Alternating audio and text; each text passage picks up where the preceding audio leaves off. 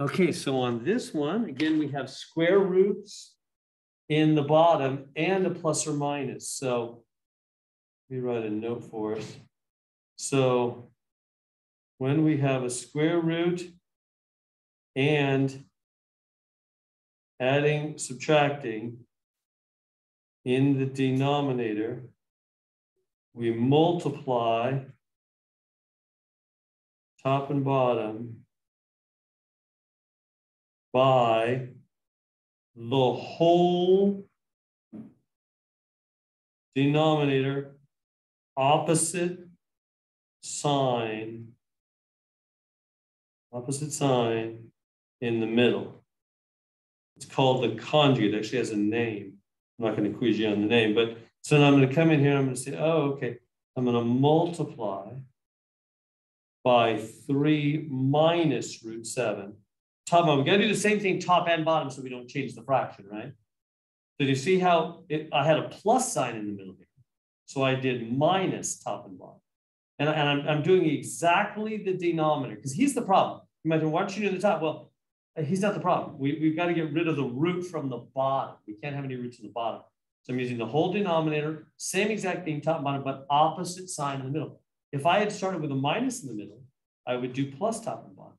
That makes sense? Opposite. All right. So here we go. Let's do it. How do we do it? Well, the first one goes to both. And the second one goes to both. You know how to multiply two things. And remember, excuse me, it's outsiders with outsiders, insiders with insiders. 6 times 3 is 18. Minus 6 root 7. And then this guy's going to go to both. Plus 3 root 7 minus root 49. Let's check with all that. Outsiders with outsiders, insiders with insiders. And it's first to both, second to both. Then on the bottom, it's the same thing. Here we go. First to both. It's going to be 9 minus 3 root 7.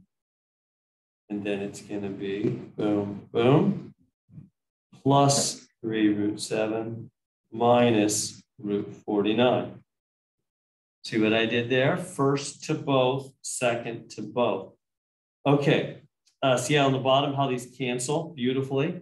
That's why we use 1 plus 1 minus. That's why we use opposite side in the middle so we get a positive and a negative. All right, so where does that leave us? That leaves us with 18 right here. What about these two right here? Well, they make minus 3 root 7. They add, subtract. Right? Minus 6 roots of 7 plus 3 roots of 7 is minus 3 roots of 7. They're like terms. Minus 6 plus 3 is minus 3 roots of 7. And then what happens at the back? Root 49, that's just 7. Plain 7, no more root. When you root a number, the root vanishes. What happens on the bottom? Well, this is 9. These cancel in the middle. Root 49, plain 7. Huh? Again, when root vanishes, when you root a number. So where does that give us? That leaves us with 18. Oh, no, 18 take away 7 is what? 11 minus root 7 over 2. 9 minus 7 is just 2 in the bottom, and we're done. That's the answer. We can't simplify it anymore. We got rid of the root from the bottom. So there we go.